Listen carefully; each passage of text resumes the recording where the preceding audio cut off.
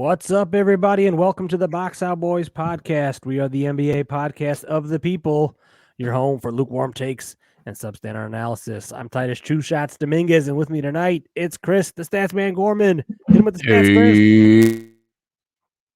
Chris. Hey. He lost his mic. He muted himself. He muted himself. The haze were so deep. The stats were so good. Microphone. Let me try to. It. I don't know if I can unmute him here. Let's end the recording. All right, hold on. Hey, there he is. He's back. Sorry, his little. Maybe I hit it. Who knows? But Chris is back. Hey. Oh. Hey.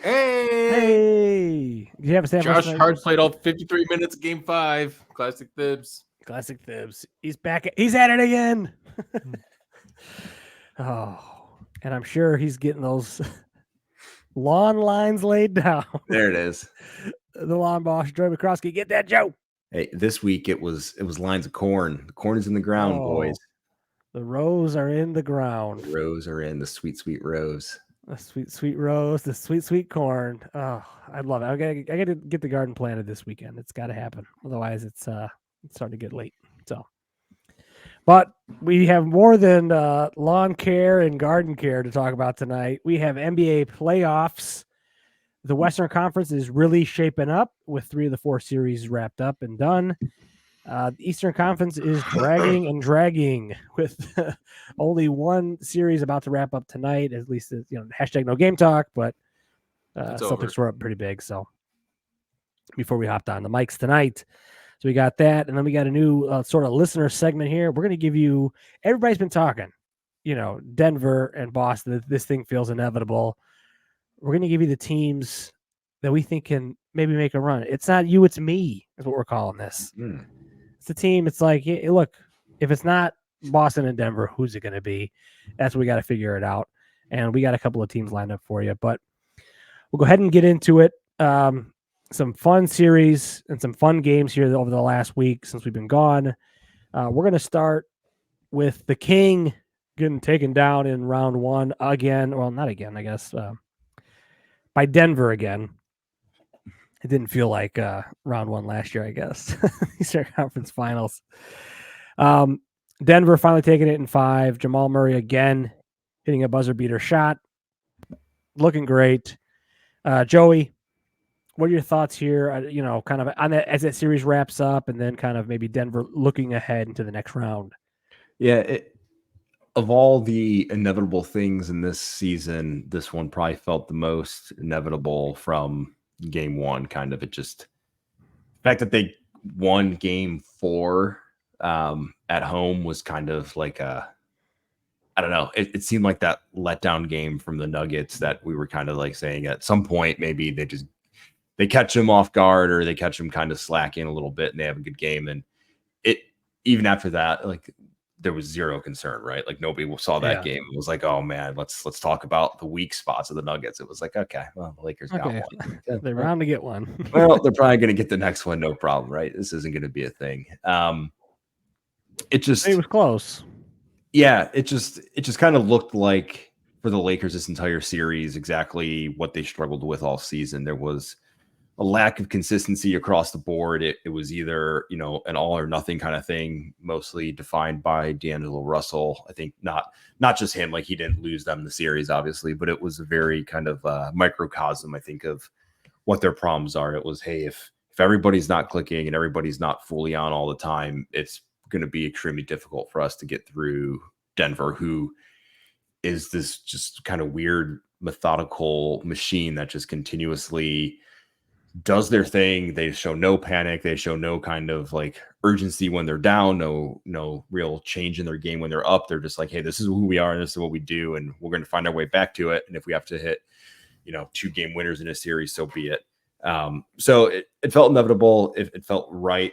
I think the biggest thing that's going to come out of this, that we'll remember is if LeBron doesn't re-sign with the Lakers, right? Is this? Yeah. Does he get out of the Western Conference maybe to get away from the Nuggets? That'd be smart. And I would say Darvin Ham is probably a job here in the next few weeks. I don't know if you guys saw his end of season exit interview where he kind of railed about not having guys healthy and finding it hard to find consistency in his lineup. And it was like, well, that may be true, but you're also the head coach, and that's kind of your number one job is to deal with things and find the lineup that works. So I think those are probably the big things that are coming out of this.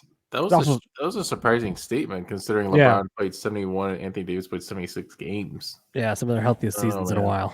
Yeah, they just didn't have depth. Hell, Austin Reeves played all 82. What are we doing here? He's in trade talks. Chris, any thoughts on that? Is it just kind of was this the inevitable? And are the Lakers close? I mean, funny. The Lakers were up in every they were in the lead in every first half. They always had the lead going into the half of every game. That's crazy. And but even in the last game, it was just like, oh yeah, they're up, but like Denver is gonna come back. Who cares? Who cares? It didn't matter. I was looking at O boards because I felt like the Nuggets were just killing the Lakers on the glass, but in this game it was 41-45 Nuggets, but they Lakers had more boards, but Gordon had that one at the end that extended the possession over LeBron and just kind of kept the Nuggets from giving this game away. And then Murray just came in and hit that crazy midi over Reeves. What Achilles injury does he have? It didn't look like anything in this one. So it was a good game. I am excited. I'll tease up the segment for me. I am excited though because the Nuggets seem. It was kind of like how Damian Lillard had 33 points in the first half. Like the Nuggets being down and they didn't want to be down.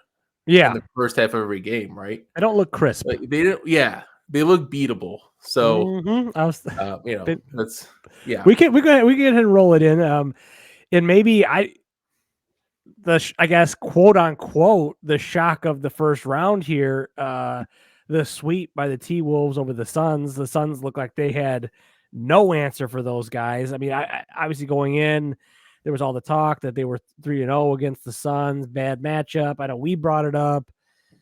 I know I certainly bought into the concern and thought maybe the Suns could win this series. Thought it was just a bad draw for the Wolves, but Ant-Man has gone to another level. Has become a superstar before our eyes here in round one.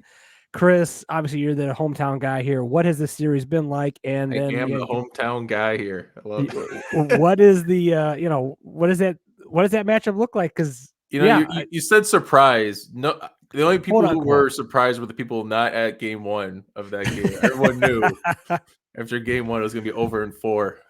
Yeah. 4. Honestly, I was kind of kidding about that. The fact that it happened was incredible. Like Booker and Durant were really trying that game. You can tell Booker was trying to elbow Cat in the back. Yeah. He pushed Conley into Finch, so Finch tore his pectoral, which is apparently a really important ligament in your knee. Poor Finchy here. Booker was such a bitch with this game. Ended up with 49. Apparently, he tried taking the game ball as well. He was trying to get 50 in a loss. That makes sense, right? Classic Booker. He's the only guy with 70 that still take a picture even in an L.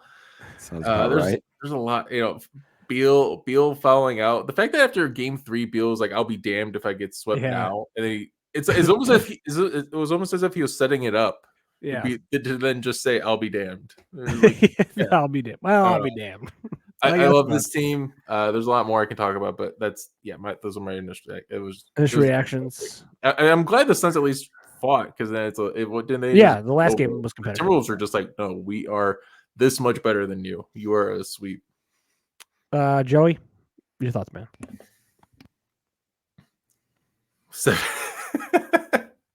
Just 49.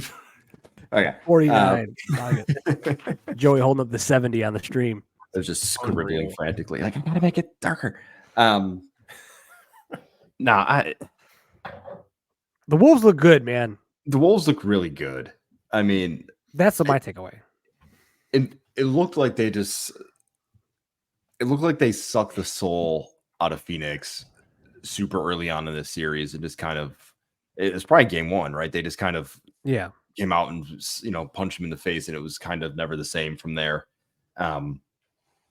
It was just, and maybe this is what the big 3 on the Suns have always been, right?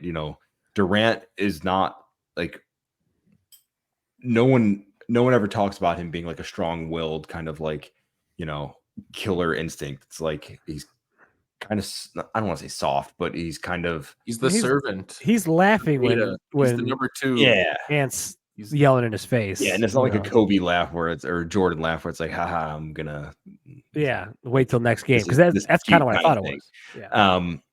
Yeah. Booker, I think too, like he has really high highs, but his like mid kind of feels like a low, right? It's kind of this like he'll have a good game pretty much every time, but does he like ever have that like really stamp of like impact on winning? And I think goes back to the finals that they lost against the Bucks, when it was just kind of like, yeah, you're good, but like, are you pushing them over? And it just looked like they weren't up to the physicality, they weren't up to the emotions of the Timberwolves, and Ant has always been this kind of what's the right word, aggressive player on the court, but like now the swagger I think has finally come like all the way up, and it's like fully out in the open. And now that they've had like a really good season, they won the series, everybody's kind of talking about it, and it feels like it's just fueling him more, and he's kind of feeling that that's like his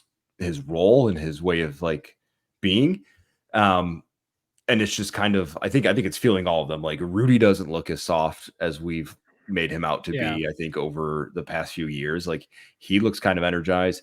Karl Anthony Towns, minus the stupid fouls that he continues to love to do, but like they look energized, they look aggressive, they look like they're channeling it in the right direction. The only thing I wish that Timberwolves still had was like Pat Bev. Like, could you imagine the Pat Bev and Anthony Edwards like combo of just trash talk and like animosity towards other teams? It'd be fantastic. But I don't know, Minnesota, they're kind of scary. Like Anthony Edwards is the guy, and like he might find himself being like the best player in some of these series going forward. If he's the best player in this series. He was the best player in this series, by far. I mean, it's not impossible that in at 22 Denver that he finds a way to be the best player in that series too. We can go ahead and spin it forward here, since this is the only matchup that is set, and we were kind of planning on, looking ahead to round 2, but I guess we'll wait a week here for most of the round 2 stuff. But T-Wolves Suns is set, or T-Wolves Nuggets is set. Well, that's set too, technically. That's set too. I mean, that's set. It's for. I looked at my notes real quick and I saw that was there, and I read it. But no.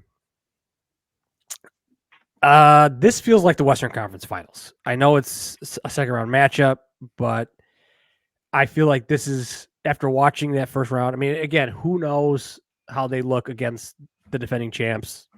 Obviously, I always put that little caveat on there. It's a different game when you're playing those kind of guys. But we said it last year, and we said it kind of looking this year, that Minnesota's a bad matchup for the Nuggets, or at least a difficult matchup for the Nuggets. And I really do want to see Edwards versus Jamal Murray. I think that's going to be intense. What can Minnesota throw at Jokic? Can they, neutralize him at all? A little bit. But Chris, what are your thoughts kind of going into this second round series? How confident are you? Do you feel like this is something they could win? What are your thoughts? Yeah, I'm confident that they can win this series. Should I just? I know we have a segment with. Yeah, we got a segment coming up, but just get into some of it. I'll get into some. Okay. I'll speak to it a bit. I'm very confident with this Timberwolves team to beat the Denver Nuggets. They went 2-2 in the regular season. I think one of the biggest advantages Denver has is O boards, as I was mentioning, against those O boards. Those boards, man. Is this a new thing that you just created tonight? He's been saying it, I think last week. O boards. Did you really? Yeah, he says he's spread it up. They clean the glass very well. They don't get blocks very often. This team, they're not a block heavy offense or defense. B locks, yeah, those are tough. But they cover the glass, and that's because they're just bigger. They have Michael Porter Jr. at the 3 at 6'10". Christian Brown off the bench really grabs rebounds. I was looking at his rebound rates at 10%, which is pretty crazy for a 6'5" guard. But against the Timberwolves, that's where the Timberwolves can negate that. And my biggest question this series is who's guarding Anthony Edwards, and if is it Michael Porter Jr.? Is it Aaron Gordon? If one of those two, who's guarding Towns? Yeah, there's a lot of question marks on Denver's side, I think, of who's guarding Minnesota's guys as opposed to vice versa. Yeah, Minnesota's got matchups for sure for Denver's guys. Yeah, obviously McDaniels is going to be tough. Gobert is going to be tough. So They got Jamal Murray, but we got Jaden McDaniels. Yeah, I think that's going to be a very key matchup. Can McDaniels kind of lock him up a little bit? And Jamal is somebody. Yeah, he's a lot like Ant, where kind of elevates his game here in the playoffs, but he also can look human at times. The regular season still hasn't made an All-Star, game, stuff like that. So yeah, very interesting. Joey, your thoughts on that second round matchup? Yeah, I think the matchups favor the Wolves. The only thing, it just feels like it's set up for the Timberwolves to win this series.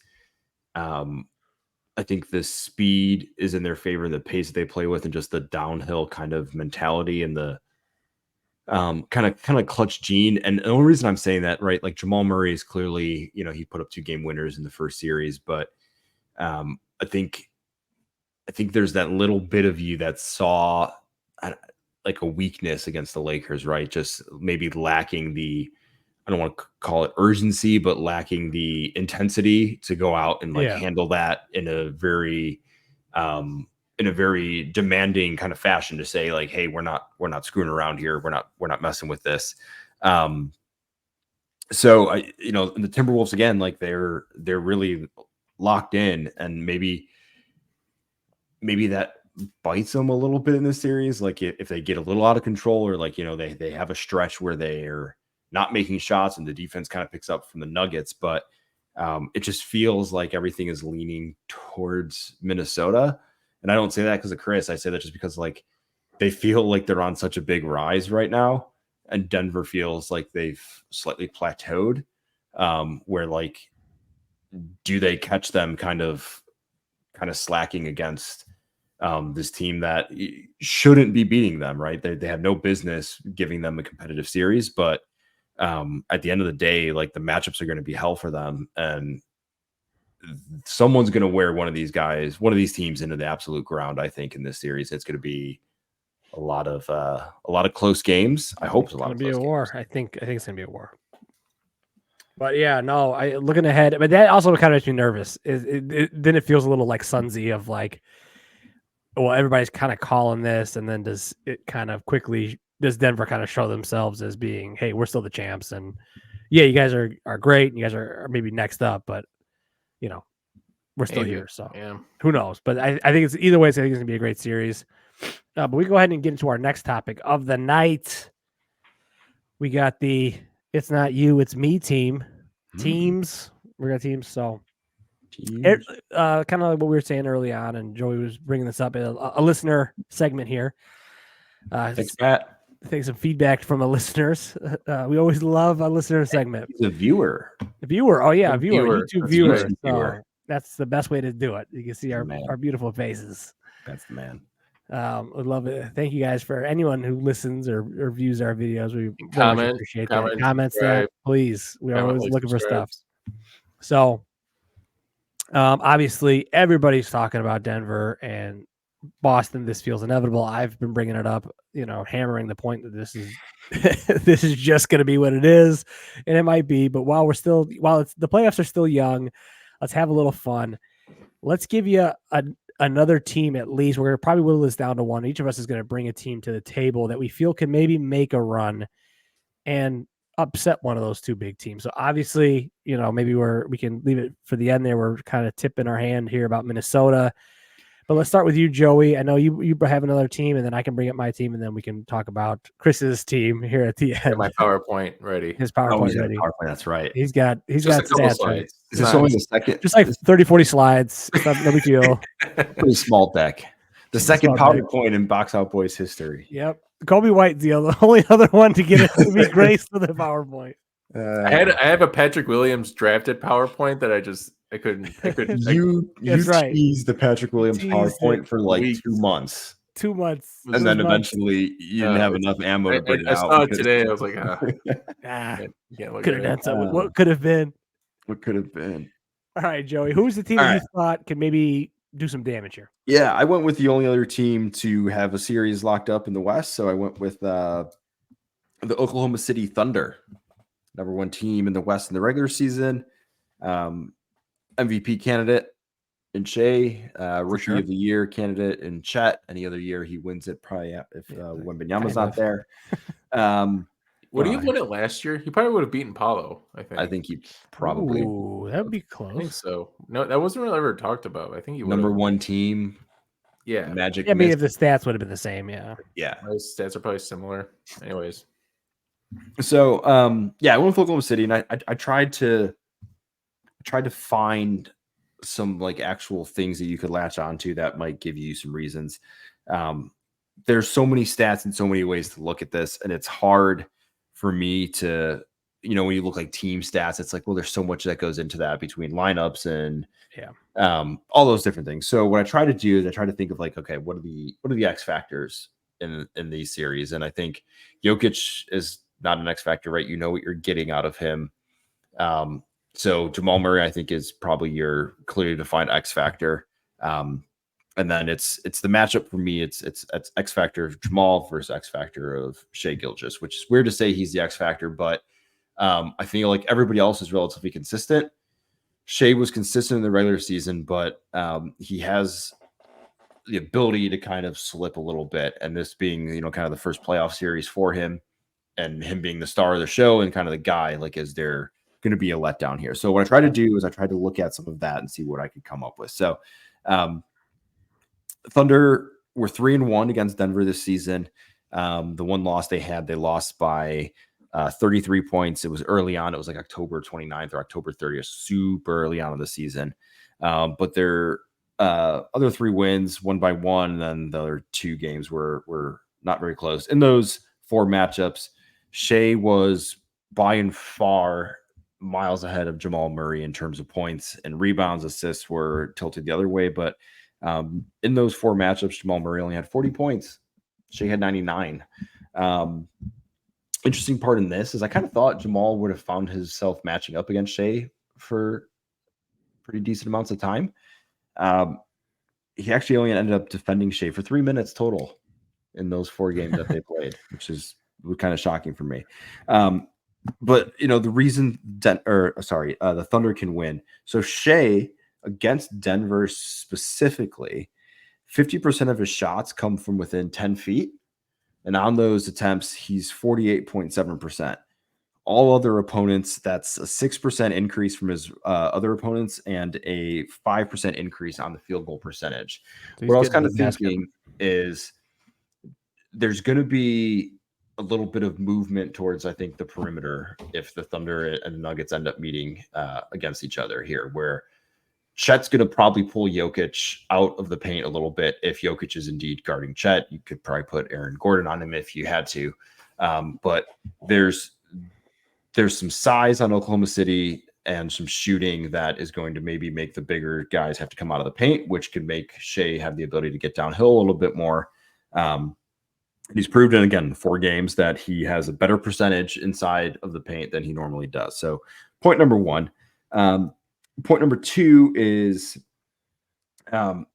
This kind of goes against what goes with what you've been saying, Titus, but this is looking at point differential versus net, which I guess is kind of in a similar vein. But 85% of teams with Oklahoma City's point differential of their ranking have made the conference finals, which would mean that they're going to have to kind of get through their next series, which then would take them to the next one. So, they're kind of on this trajectory with the regular season stats that would make them potentially favorites in a series. Their thing is they're top 5 in the point in point differential. Best part, though, of this is against top 10 teams, they have the best point differential of anybody in the league. It was like a +7 against those top 10 teams. And if you mix all those guys up against each other, Oklahoma City was by and far above. So it wasn't just they were beating up on bad teams. They were beating up against good teams. Everybody. They were playing well against teams that mattered. The thing too, and then the final point that I had here is I really do think that whoever comes out of the Minnesota and Denver series it's going to be a long series. It's going to be hard fought. And there's going to be some battle wounds coming out of that. I think Oklahoma City is going to have a pretty easy matchup against either Los Angeles or Dallas. just based on how they've played. Right, Kawhi may not be back. We don't know. I don't think may not matter either. Yeah, I don't. Him at this point. I don't think I don't think the Clippers have the pace to keep up with a team that's average age like 22 years old at this point. I think they're going to outrun those guys. I just think they're going to outrun them. I guess that's kind of to the Denver point, that if it's not Denver, it's Oklahoma City, because Denver doesn't like to run. Their pace is not good. They're the slowest offensive pace in the NBA. It's worked out well for them, right? But Oklahoma City has an ability to get out in transition, has the ability to put a lot of damage on them, put a lot of stress and pressure, with Shea kind of being the three-headed monster of that group. Just kind of looking through it, like Shea, it all kind of leans on him. The team is young. It's going to be really easy to be like, well, if they don't win this game, there's a series. It's because of their age, and their experience. But to me, there's such an upside of how Shea has played all season with that kind of on his back, and where he's kind of been through in his career so far, that like it's almost like the Anthony Edwards moment of like, you guys are here, you guys are kind of becoming the dudes, and there's a chance that like Shea could find himself being the best player in a series if it needs to be that way. Yeah. No, I think, look, they're young for sure, but I also think this year more than any other year has felt like the changing of the guard, with obviously LeBron, Steph, and all these guys just not in the playoffs anymore. KD is the other guy, not in the playoffs at all. If let's say Indiana beats Milwaukee, obviously Giannis is out and stuff like that, but there's no Giannis. Maybe it is a full changing where those transition guys in Jokic and Giannis are kind of their windows are maybe a little bit closed, and these younger teams are coming in a Minnesota and a Thunder team as far as going to the conference finals and things like that. So then, even like we were talking about, when I did my little 8-stat rating thing that I came up with, and I weighted the numbers, I have the Thunder going to the finals in that metric, just based on those stats. They're one of my 4 teams that could win the finals for sure, but they're young. So, but also if they get there against a Boston team, let's say, that's unproven, has not won themselves. Yeah, they've been there, but that'd be fun. That's, it's always interesting, always a toss up. So, all right, the team that I had, my series isn't over yet. So I was waffling back and forth between New York and Philly. I kind of eventually settled on Philly, and it's just because I really like their position as far as where they, they weren't a play-in team, really. If Embiid is healthy all season, if Maxi's healthy all season, they're not a play-in team. They got down to the Knicks, and then of course made the miraculous comeback last night, pulled it out. They're still down 3-2. They got a long way to go. They'd have to win in 7, obviously. But it's certainly interesting if they get to the conference finals against the Boston. You have maybe the second best player in the league, if not the best player in the league, in Embiid. Yeah, he's not playing that way right now, but maybe as the playoffs go on, maybe he gets his legs back underneath him. Who knows? Maxey, most improved player. I think they're dangerous. Look, all this requires them getting out of this New York series, which is going to be an uphill climb. This might, yeah. But which is why I kind of didn't dig too deep into it, because I still think this is kind of in flux, obviously. And if the Knicks win, with Brunson and Mitchell and all those guys, it's been interesting for sure. Like, they look like they could be a team that can give the Celtics some trouble. But I feel like, look across the bracket there, and Porzingis might miss a series or two. We'll see. For sure, it looks like he's going to miss the next series, or at least part of it. But if he's not 100%, I think he's a huge X factor for Boston. And if he's not there and he can't be that guy, I think then Boston goes down a notch, and possibly you see a guy like Embiid just go to town on him. But yeah, go ahead, Chris.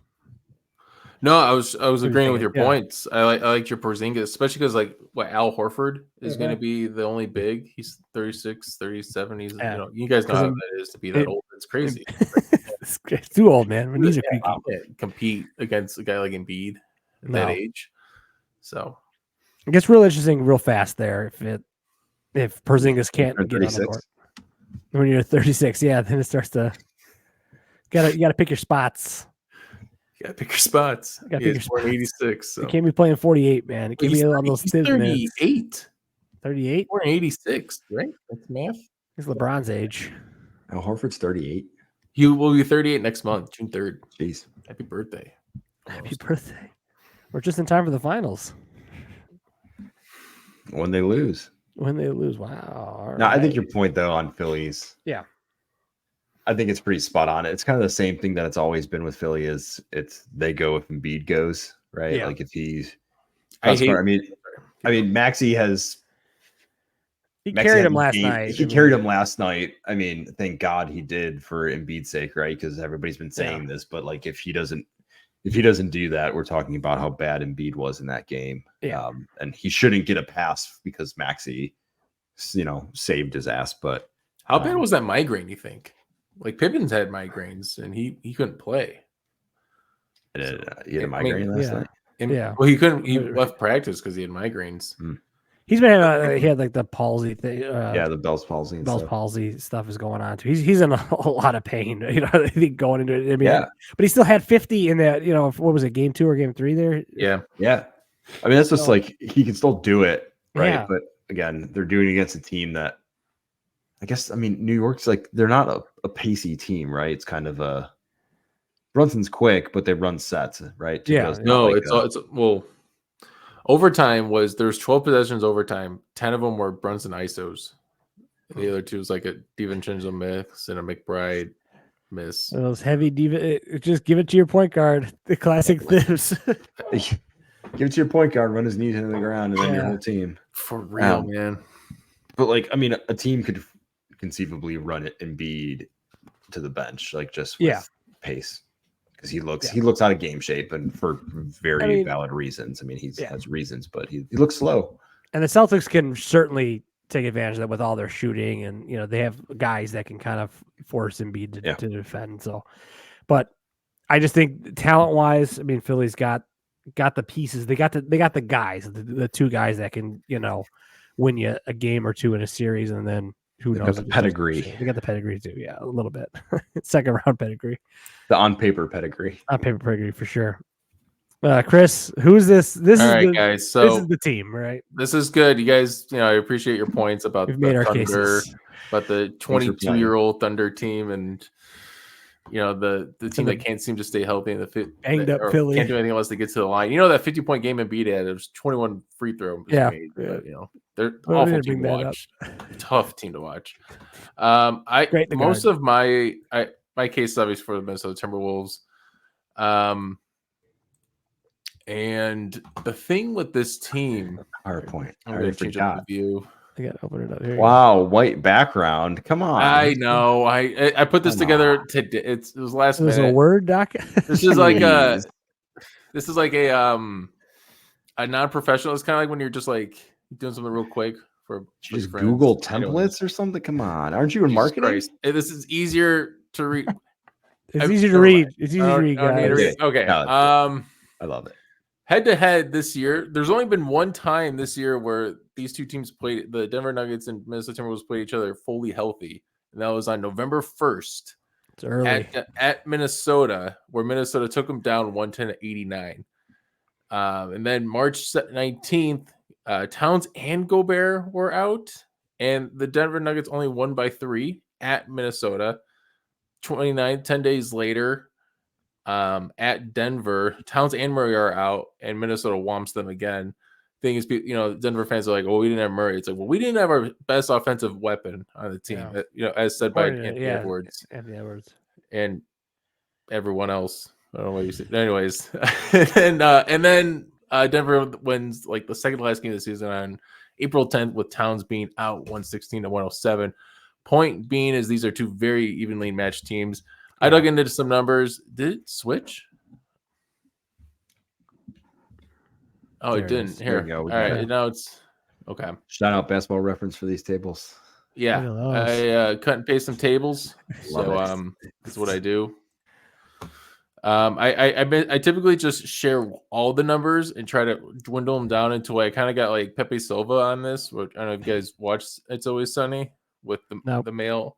Oh my god. Okay. Oh yeah. Anyways, Sure. I got the advanced stats here. A couple highlights. Nikola Jokic VORP 10.6 compared to everybody else's VORP.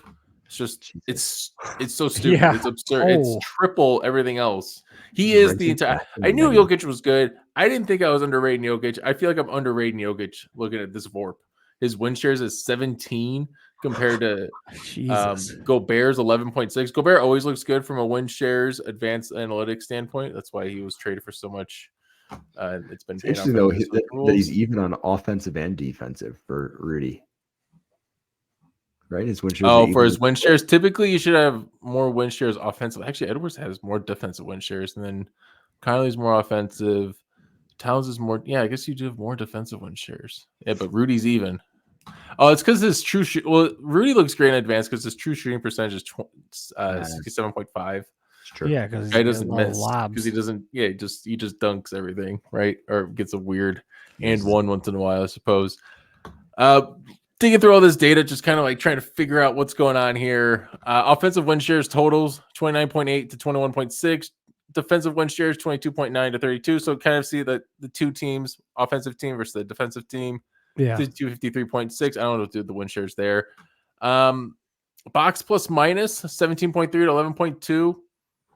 It's all 9. 13.2. Jokic has more box plus minus than the entire Timberwolves team, or the top 10. I just the top 10 players combined. Like it's all this team. Look at this. It's all Jokic. Davis, Caldwell Pope has a negative box plus minus. So does Reggie Jackson. Jesus. Murray and Michael Porter Jr. have a negative defensive box plus minus, which is very concerning and will lead me into my next slide after this. And then I have a combined VORP 16.4, 15.4. So even though with that 10.6 VORP from Jokic, pretty balanced all around here. This is really showcasing that the Minnesota Timberwolves do have depth with Naz Reid at 1.7, Nickeil Alexander-Walker 1.1, Kyle Anderson, great point forward at 1.6 slow-mo, and then even Jordan McLaughlin can, he's a good like facilitator, handler. Weird to see Jaden McDaniels with negative. I'm going to bypass that because he's defense. Yeah. But yeah, so my point going to this, like these are all the numbers. This is a lot. Like, okay, Chris, we can dig in all the numbers we want. Like this is too much. Let's just go to the players. So I tried looking at the players. All right. So I did I did some arrows. Who's going to guard who, right? So we look at the starting lineups for each team. We got Jamal Murray. Who's going to guard Jamal Murray? Got this arrow for Jaden McDaniels. Jaden McDaniels got Jamal Murray. That means Conley takes KOC or Davis, Caldwell, Pope, KCP. Edwards, kind of bodies Porter a little bit. And then we got Towns on Jokic, and then Gobert on Gordon for that back. They do this backdoor thing to try to stop the lobs from happening. That's kind of been the defense that Minnesota's been playing the regular season. So then conversely, looking back on the other way, who guards Mike? Who cares? Okay, who guards Anthony Edwards? Jamal Murray can't take that role because he's got to do so much offensively. KOC is the same size as Anthony Edwards. That's not going to work. Michael Porter Jr. He's 6'10" with a bad back and weird family issues. He maybe had a joke. I'll wait for it.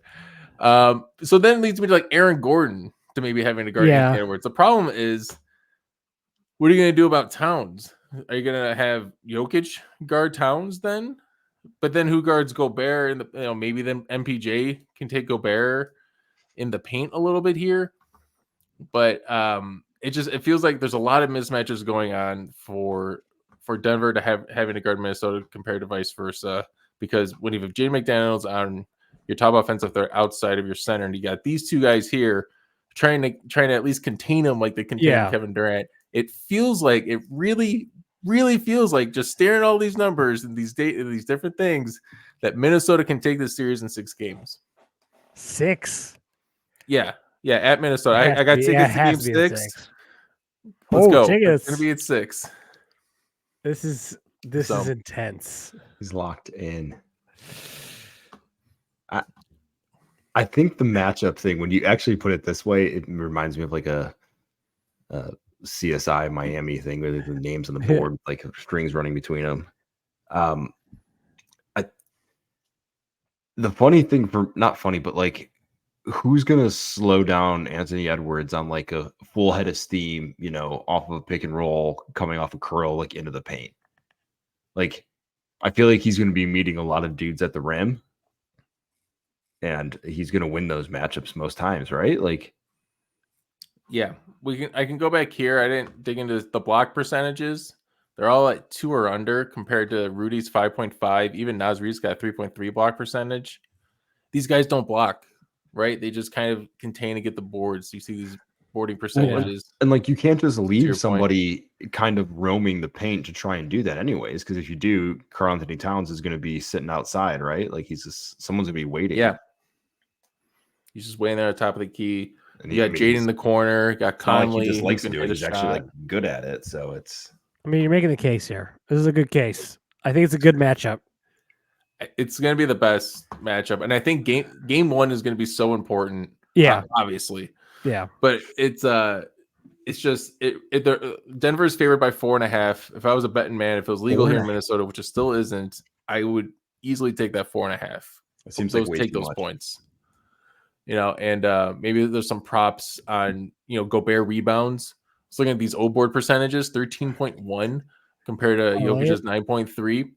Give me Gobert. He could maybe get a 20 burger here. What is it? What is it called? The 20 big beef, roast beef. Get a roast beef here. That's a lot of roast beef. And also, you get an Andre Drummond line, 25 and 20.